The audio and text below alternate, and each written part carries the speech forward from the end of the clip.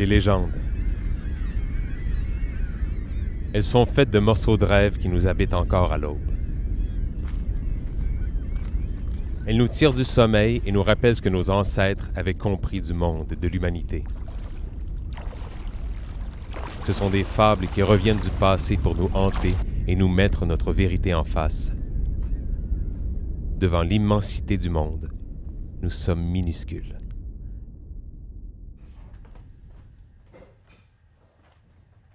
« 6 heures ou même 8 heures à tutoyer les mythes de Charlevoix et combattre son profil légendaire sur des vélos n'y changeront rien. Mais les hommes restent des hommes. Pauvres fous épris de récits épiques dont ils voudraient être les héros.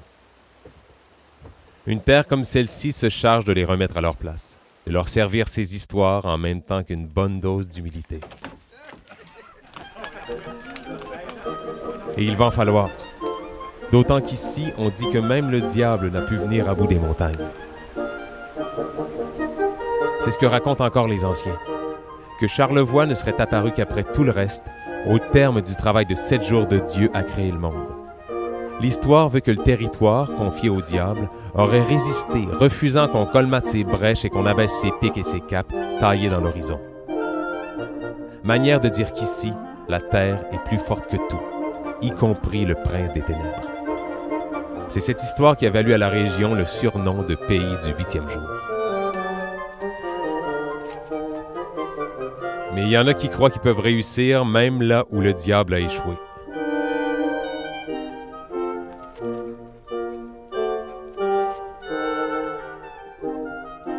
Ceux-là fabriquent leurs monuments, taillent leurs mythes à force d'exploits surhumains, comme Alexis le Trotteur. De Baie-Saint-Paul à Saint-Urbain, ce centaure autoproclamé s'est moqué de la topographie. Il filait de bas en haut et de haut en bas, plus vite que le vélo, plus vite que le cheval.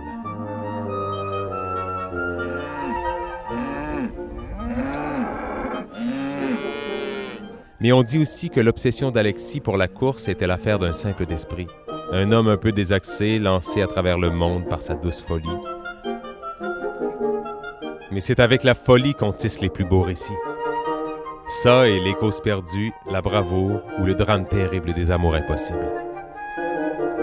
À Notre-Dame-des-Monts, la ligne d'horizon a inspiré au conteur le récit de la noyée, dont le profil aurait été taillé dans le roc par le fleuve après qu'elle et son amant, auquel on refusait le mariage, se soient jetés dans les flots. Son visage apaisé contemple le ciel et l'intransigeance des hommes.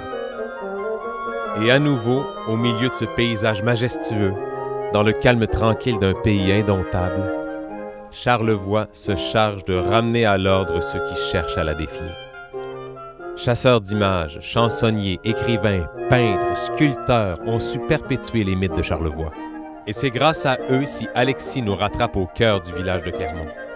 C'est une terre de démesure où les histoires vraies rejoignent la fiction. Des caps confiés au diable qui se rebellent, comme aux éboulements où un tremblement de terre en 1663 est à l'origine de ce magnifique et vertigineux plateau.